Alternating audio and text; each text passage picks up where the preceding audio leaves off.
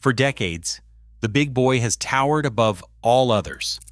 It is a 1.2 million pounds legend, famous for its 135,375 pounds of tractive effort and mythic status among rail fans and historians alike. But hidden in the archives is proof of a forgotten locomotive that actually surpassed the Big Boy in raw power, yet it remains all but erased from public memory. If the Big Boy was the unbeatable champion, how could a more powerful engine simply vanish from history? The answer will upend everything you thought you knew about railroad giants. Union Pacific's Big Boy stands as the ultimate symbol of American steam power. Built by the American Locomotive Company between 1941 and 1944, the Big Boy was engineered to conquer the steep grades of the Wasatch Mountains.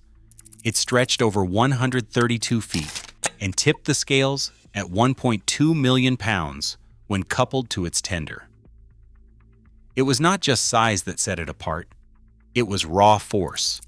With a tractive effort rated at 135,375 pounds of force, the Big Boy could start and move freight trains weighing more than 4,000 tons up mountain inclines that had humbled lesser engines. The Big Boy's reputation grew far beyond the rails. Union Pacific invested heavily in its legend, turning the locomotive into a household name through posters, model trains, and public excursions. The sheer spectacle of a Big Boy in motion, its 16 drive wheels churning and its exhaust echoing across the plains, captured the imagination of generations. 8 of these giants survive today, and one, number 4014, has thundered back to life in the 21st century, drawing crowds wherever it runs. For rail fans and historians, the Big Boy is the yardstick by which all other steam locomotives are measured. Its numbers, 135,375 pounds of tractive effort and over 6,000 horsepower at the drawbar, became benchmarks in the world of railroading. In every book, every museum, and every conversation about great locomotives, the Big Boy's name rises to the top, an icon of engineering muscle and American ambition. Every legend has its boundaries, and for decades, the Big Boy's numbers seemed untouchable. But railroad archives do not always match public memory. Hidden among test reports, faded blueprints, and factory memos, a different mystery waits. What if the data tells us something the legend never did? What if there is a locomotive whose horsepower and pulling force, on paper and in practice, outclassed even the Big Boy's best days? That idea is not just rumor. It is documented. Factory test curves, dynamometer records, and internal correspondence between engineers point to a rival that surpassed the Big Boy in key measures. The challenge is separating myth from measurement. Numbers in a marketing brochure are one thing. Numbers stamped on an official test sheet are another. To get the truth, the search turns to primary sources. Original builders' reports, performance logs, and the technical journals are where railroad engineers debated which machine truly ruled the rails. The question is not just which locomotive was bigger or louder. The question is which one delivered more power, more consistently, over the toughest stretches of track. If a locomotive really did exist that could eclipse the Big Boy, the proof should be in the raw horsepower curves, in the tonnage logs, and in the first-hand accounts of the crews who ran them. The evidence is out there, scattered across archives and museum vaults, waiting to be pieced together. The only way to settle the question is to follow the trail of numbers and let them speak for themselves. The name that breaks the spell of the Big Boy is the Chesapeake and Ohio H8, better known as the Allegheny. Built by Lima Locomotive Works at the height of American steam ambition, the Allegheny was a machine designed not for headlines, but for the brutal reality of hauling mountains of coal across the steepest grades of the eastern United States.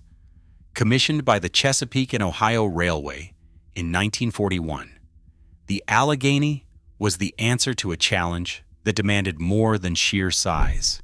It demanded unrelenting power, hour after hour, train after train. Lima's engineers, led by William E. Woodard, set out to create a locomotive that could deliver more than just a strong start.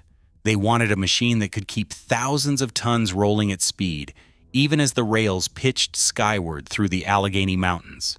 The result was a locomotive that, on the test stand and in the field, delivered numbers that stunned even seasoned railroaders. Factory records and dynamometer charts confirm it. The Allegheny could produce up to 7,500, sometimes even 7,600 horsepower at the drawbar. That figure stands above any big boy ever measured, not just in theory, but in the hard data recorded by Lima's own test cars and Chesapeake and Ohio performance logs. This was not a fluke or a one-time spike. In repeated tests and regular service, the Allegheny sustained these power levels, pulling trains that stretched for a mile and a half, loaded with over 14,000 tons of coal. The engine itself weighed nearly 778,000 pounds, and with its tender-topped 1.1 million pounds, rivaling the big boy in every dimension that mattered. Yet outside of engineering circles and a handful of museums, the name Allegheny faded, while the big boy became a myth. The numbers are there in black and white. The paradox is real. The most powerful single-steam locomotive in American history was not the one everyone remembers. It was the Allegheny, built by Lima, run by the Chesapeake and Ohio Railway, and proven on the rails of the Appalachian heartland. The story behind those numbers and why they never became legend demands a closer look. Power in steam locomotives is not just a matter of headline horsepower or the biggest machine on the rails. It is a measured contest of engineering, where every number, tractive effort, boiler pressure, cylinder size, tells part of the story.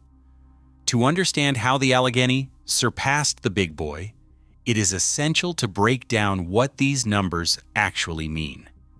Tractive effort is the force a locomotive can apply to start a train and keep it moving, measured in pounds force.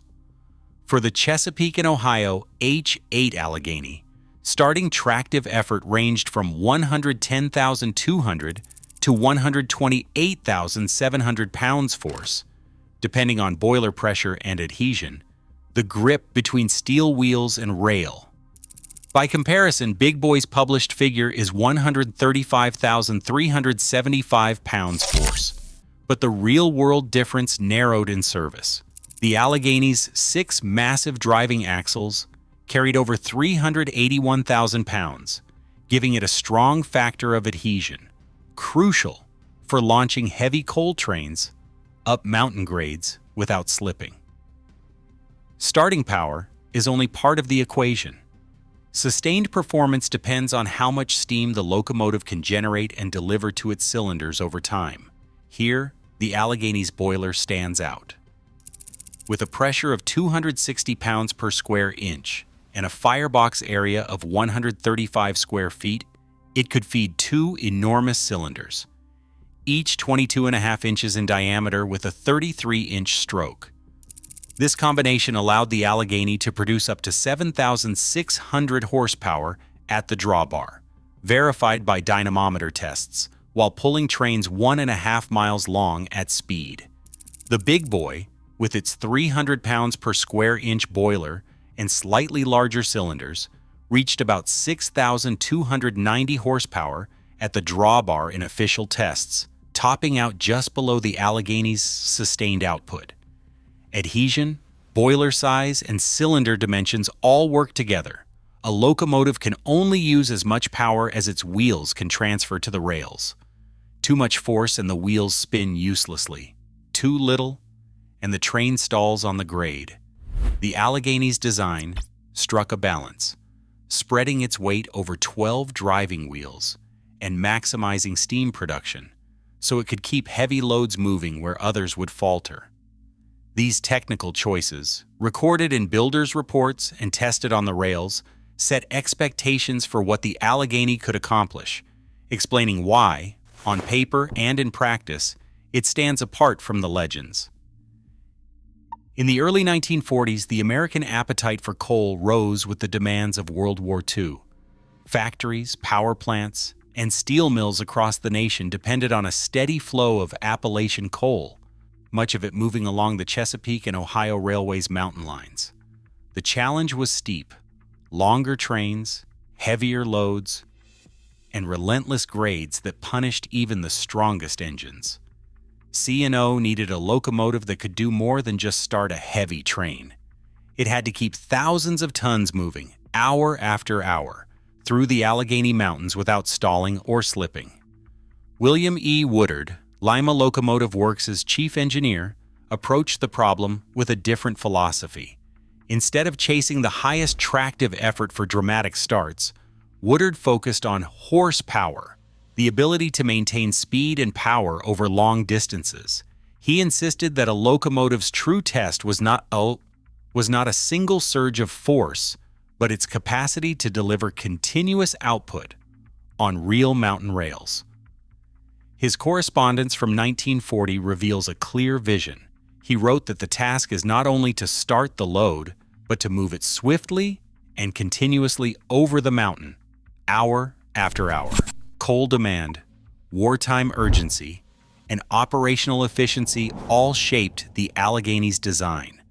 Woodard's team prioritized a massive firebox and boiler capable of generating more steam than any previous engine, and they spread the locomotive's weight across 12 driving wheels for maximum adhesion.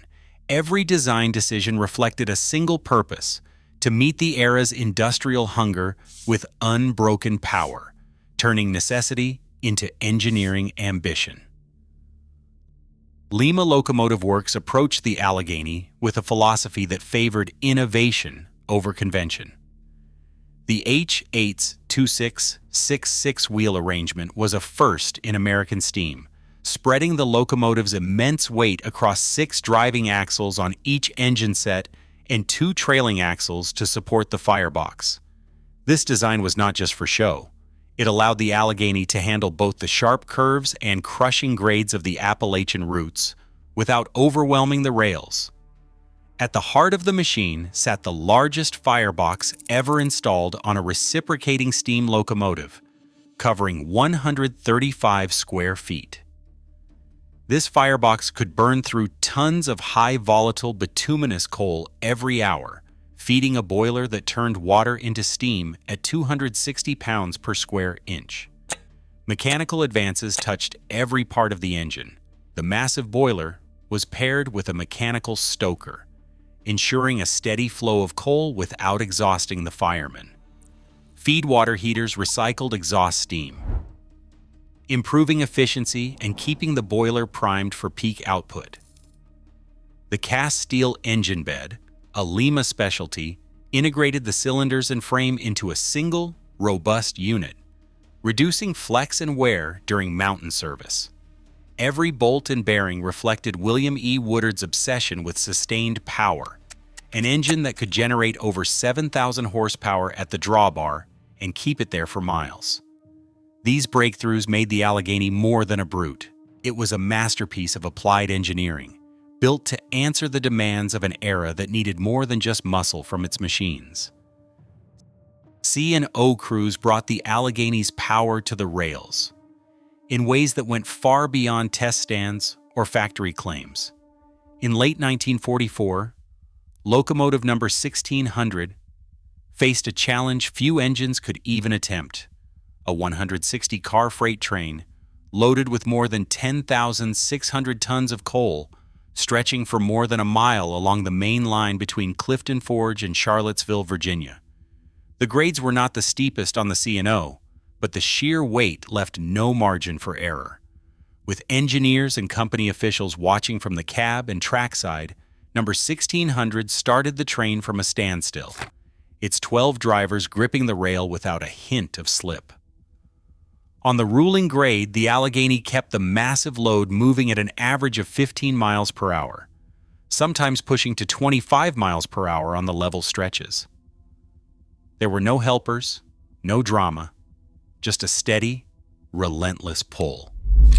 The dynamometer car logged drawbar horsepower above 6,500, with tractive effort matching the advertised 110,000 pounds force. Veteran engineers later recalled it as almost anticlimactic. The engine simply did what the paperwork promised. Mile after mile, car after car, day after day, the logs told the same story. Whether it was a demonstration run or routine service, the Allegheny's numbers were not just theoretical. They played out in real hauls, on real grades, with real tonnage. For the men who ran them, these engines were not legends or marketing stunts. They were tools, powerful, reliable, and proven where it mattered most, out on the main line. By the early 1950s, the Allegheny's power was not enough to secure its future. Chesapeake and Ohio management faced a new reality. Diesel locomotives were rewriting the economics of American railroading.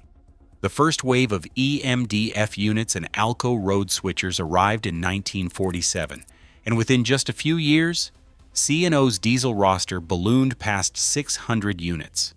Diesels ran longer between overhauls, burned less fuel, and needed fewer workers to keep them moving. For every 100,000 revenue ton miles, the numbers showed a clear advantage. Diesels cut fuel costs by nearly a quarter and slashed maintenance labor by more than 15% compared to the H8 class. Beneath the surface, another issue brewed. The Allegheny's 6 driving axles bore more than 85,000 pounds each, well above what most C&O bridges and rails were designed to handle.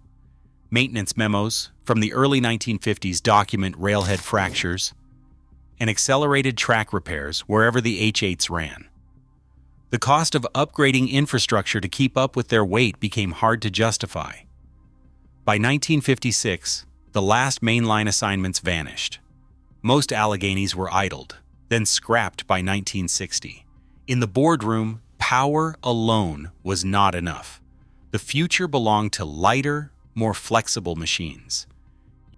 Union Pacific's approach to publicity was as ambitious as its engineering. The big boy didn't just move freight, it starred in its own story. The railroad's public relations team organized photo specials, inviting journalists and photographers to capture the locomotive in action across the western landscape. Images of the big boy appeared in newspapers, magazines, and even on collectible calendars, turning raw horsepower into a symbol of progress. Model train makers licensed the big boy's likeness, filling toy store shelves and hobby shops with miniature versions that fueled the dreams of young rail fans. Children's books and coloring pages featured the locomotive as a larger-than-life hero, while Union Pacific's own press releases touted the big boy as the mightiest engine on Earth. Special excursions offered the public a chance to ride behind a big boy, cementing its place in popular memory. This relentless promotion ensured that the big boy's reputation grew with every generation, while other giants, built for work rather than show, slipped quietly into the background. Official dynamometer records leave no room for myth. In controlled tests, Union Pacific's big boy delivered 6,290 horsepower at the drawbar, a figure confirmed by the Atchison, Topeka, and Santa Fe No. 29 dynamometer car on the Wasatch grades. Yet the Chesapeake and Ohio Allegheny eclipsed that mark, with Lima's own test car logging a sustained 7,398 horsepower at 45 miles per hour for engine number Winxteen01. These numbers, written in ink on factory charts and railroad logs, stand as hard evidence of a power gap that can't be explained away by legend or marketing. Today, the legacy of these giants is measured not just in numbers, but in what remains. 8 big boys have been preserved across the country, with number 4014 restored to full operation, a living monument that draws crowds from coast to coast. In contrast, only 2 Alleghenys survive, both silent and immobile. Engine number 1601 stands inside the Henry Ford Museum in Michigan, while engine number 1604 rests at the Baltimore and Ohio Railroad Museum in Baltimore. For curators, these engines are more than relics. They are the last physical proof of a contest that played out in steel, steam, and statistics. Today, 8 big boys fill museums, while the Allegheny, once the world's most powerful steam locomotive, survives in obscurity. Legacy is not written by raw numbers, but by the stories we choose to preserve. As digital archives grow, what else slips through the cracks? The machinery we forget reveals as much about us as the legends we remember. What stories are we letting fade today?